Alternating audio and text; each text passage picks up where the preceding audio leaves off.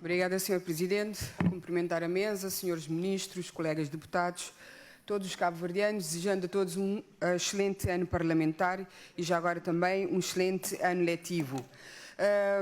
Ao ouvir este debate, houve aqui algumas questões que se levantaram, designadamente da bancada do CID, quando a colega Zia de Oliveira diz que o professor vai, de certa forma, argumentar a retenção do aluno. Acho que há aqui alguma confusão.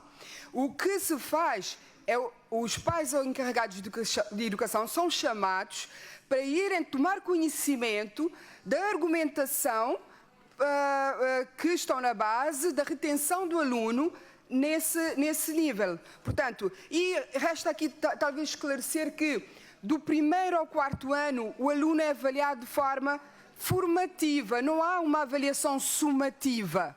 O aluno é avaliado tendo em conta várias competências que tem. Pode não ser capaz de expressar essas competências numa prova, mas pode fazê-lo de forma oral, nos trabalhos de grupo, na interação com os colegas. Portanto, a participação na aula, tudo isso é avaliado. Portanto, a avaliação é formativa. Só a partir do 4º ano é que há uma avaliação sumativa, através de provas.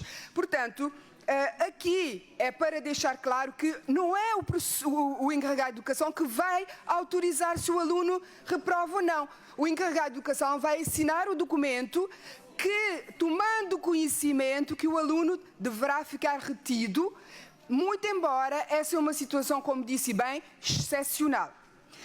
Agora, há aqui uma outra questão que é preciso deixar claro. A colega Jazina disse aqui que não há felicidade porque os professores 600 professores pedem, portanto, pedem licença sem vencimento. Sempre houve pedidos de licença sem vencimento por parte dos professores, e não só, de outras classes, mas há uma diferença aqui substancial. É que, no tempo da governação do PAICV, nós tivemos professores que tomavam licença sem vencimento, saíam do país, mas continuavam a receber.